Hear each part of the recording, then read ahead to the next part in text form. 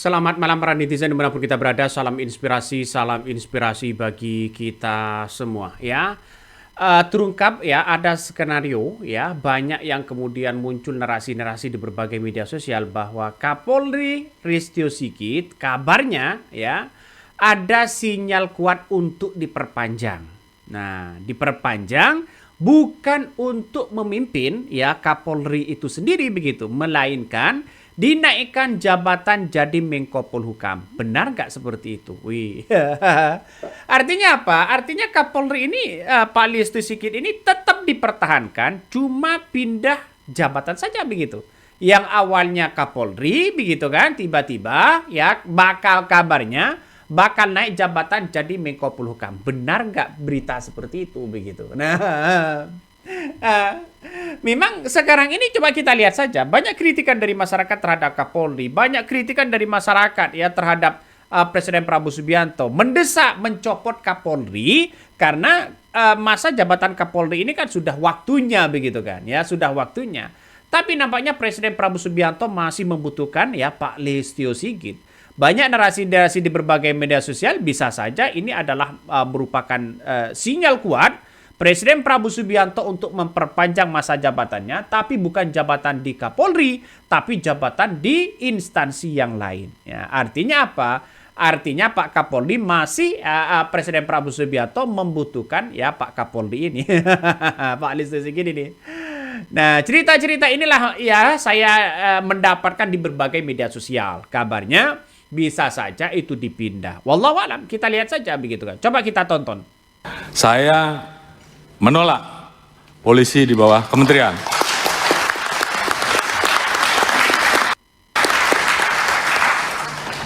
Dan kalaupun saya yang menjadi menteri kepolisian, saya lebih baik menjadi petani saja. Oh iya, ini menyala nih Pak Kapolri, benar. Oleh karena itu, saya anggap meletakkan Polri di bawah kementerian sama saja melemahkan institusi Polri, melemahkan negara dan melemahkan presiden.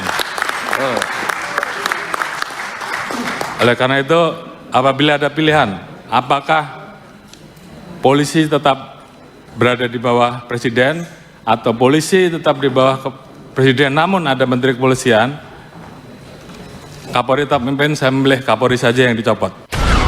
Nah, itulah yang kemudian pernyataan-pernyataan seperti itu apa yang kemudian disampaikan oleh Listio Sigit itu menandakan bahwa ya bahwa polisi begitu kan ya Kapolri tetap berada di bawah naungan presiden ya sampai sekarang spekulasinya banyak begitu kan ya mungkin dikira mungkin ya Pak Listio Sigit biar tidak dipecat atau dicopot dan sebagainya karena masa jabatannya sudah tinggal beberapa bulan mungkin begitu kan ya lalu kemudian ya akan menggantikan Menko Polhukam, apakah benar seperti itu? Nah, banyak narasi-narasi di berbagai media sosial seperti itu begitu. Tidak hanya itu, ya.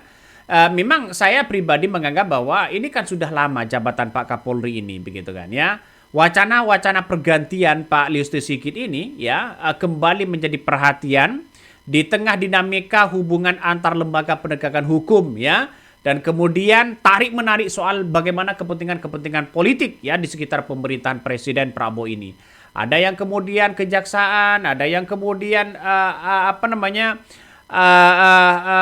Kapolri dan sebagainya begitu. Nah, di tengah isulah yang kemudian muncul analisis bahwa Presiden Prabowo Subianto dapat mengambil jalan kompromi politik apabila pada akhirnya memutuskan mengganti Pak Listio Sigit ya posisi Kapolri itu. Nah, pemerhati ya politik ya, dia mengatakan bahwa salah satu skenario yang mungkin terjadi bukan sekedar mencopot Pak Listio Sigit, kabarnya dari jabatan Kapolri, melainkan memberikan posisi strategis di pemerintahan. Menurutnya, dia mengatakan bahwa salah satunya adalah yang cocok di bidang politik dan keamanan, yaitu Menko Polhukam. Nah, kalau Menko Polhukam diganti, justru yang diganti itu siapa begitu kan? Menko Polhukamnya kan Pak Yusril ya, Menko sekali coba. Menko Polhukam ya, Menko Polhukam hari ini.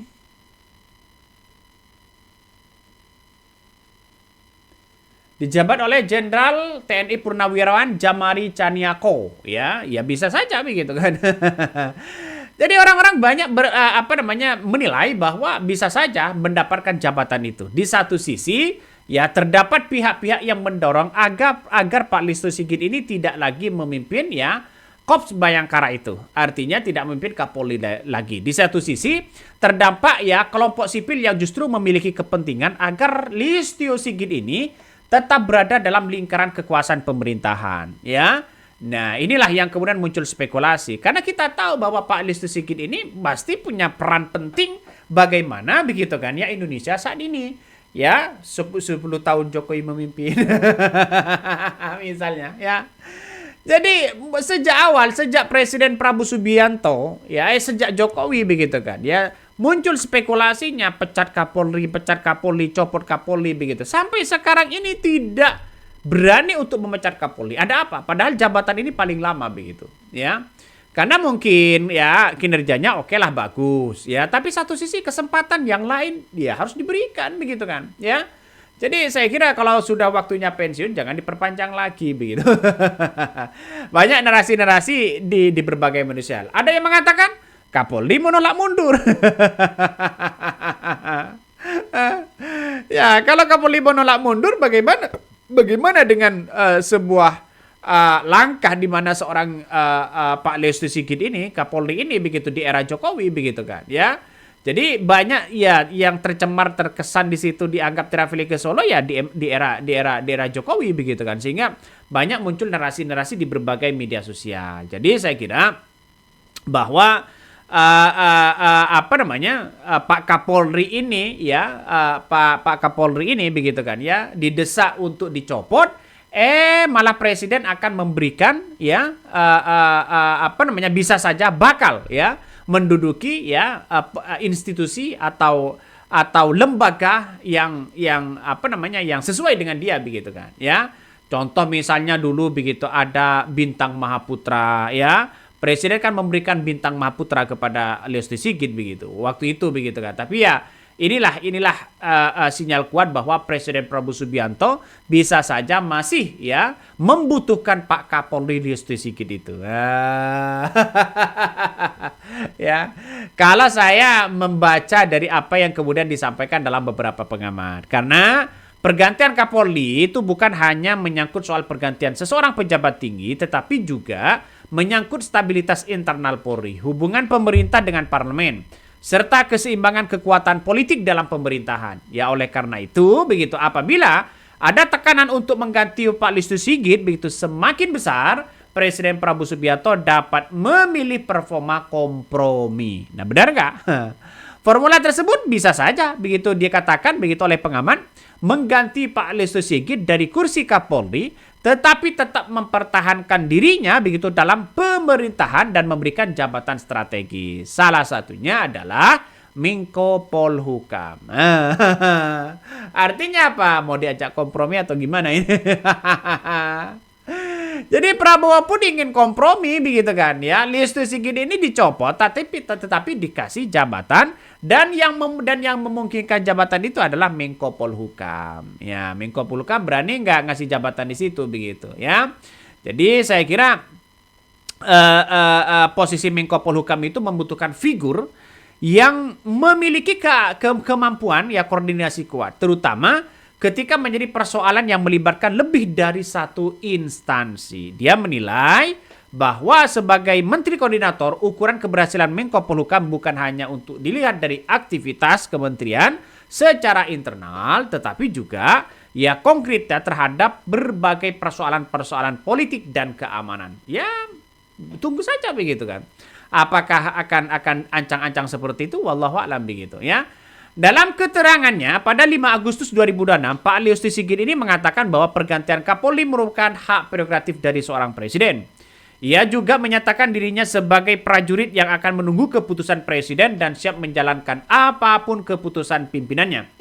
Pada saat yang sama juga Ketua Komisi 3 DPR RI Habibur Rahman menyatakan bahwa DPR belum menerima surat presiden atau surpres terkait pergantian Kapolri. Nah, artinya sampai saat ini belum ada keputusan yang resmi yang menunjukkan bahwa Pak Listio Sigit ini akan diganti ataupun ditempati posisi Menko Polhukam. Ya, bagaimana lagi? Ya, akhirnya kalau orang-orang kuat itu tidak bisa untuk didesak untuk mundur. Walaupun jabatannya masih ada, bisa saja diperpanjang lagi atau bagaimana. Tapi yang jelas kami menganggap bahwa ini harus ada transformasi begitu. Harus ada posisi di mana Pak Listio Sigit itu kan ya seharusnya kalau menurut saya ini diganti dengan orang-orang yang punya potensi begitu kan, yang anak-anak muda lah begitu kan ya, atau anak-anak yang di bawah Pak Kapolri itu sendiri begitu. Makanya tidak heran ketika Pak Ukro dia bercerita begitu kan ya soal bagaimana posisi Kapolri itu sendiri. Ngeri bos ceritanya begitu. Coba kita tonton ya, seperti ini. Mengirim personil sekian banyak berputar-putar di sekitar Kejaksaan Agung, lalu melakukan penguntitan terhadap Jampitsus, itu salah atau bisa dibenarkan? Menurut saya juga kesalahan yang sangat fatal. Kalau itu disebut sebagai kesalahan yang sangat fatal, berarti yang bermasalah Kapolri dong, Pak? Ya kalau di tingkat pusat kan Mabes Polri kan Kapolri yang memimpin di situ. Ini menjadi serius loh menurut saya, Pak. Iya. Ini sebuah kesalahan. Dan tampaknya ini merupakan kesalahan yang dilakukan oleh Jenderal Listio Sigit. Kejadian bukan baru hanya sekali. Ini sudah kedua kali atau tiga kali di sini. Hal seperti ini. Jadi, ya pimpinan tingkat nasional kan kalau sudah bicara A, anak buahnya ikut A juga. Oh, nah ini yang menjadi menjadi tolak ukur bahwa Pak Listio Sigit ya banyak yang kemudian ganti saja, ganti Kapolri dan sebagainya. Padahal kalau kita amati begitu kan sangat disayangkan sekali begitu kalau penegakan hukum ya seperti itu begitu. Makanya Pak Listio Sigit ini nampaknya apa sih yang dibutuhkan begitu kan ya? Bukankah yang baru itu lebih jago, yang baru itu lebih penting begitu kan? Ya sehingga banyak yang kemudian pengamat-pengamat mengatakan ya membeberkan bahwa deretan dosa-dosa birokrasi yang menuntut Pak Kapolri ini harus segera diganti. Wih, ngeri kan? Selama masih Jokowi dan Prabowo masih berkomunikasi, agak sulit rasanya untuk Kapolri ini diganti. Mungkin itu yang kami sampaikan. Tonton terus di channel Hodari Podcast Rakyat ini. Jangan lupa di subscribe.